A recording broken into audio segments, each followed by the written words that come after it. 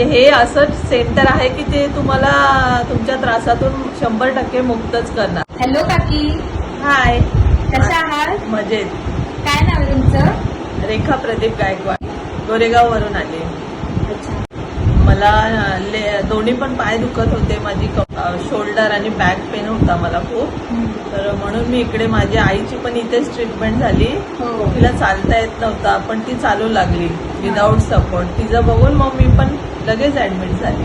त्यापैकी म्हणजे 80% तर मी रिकवर झाले. आता 20% मी फिजिओथेरपीने होऊन जाईल.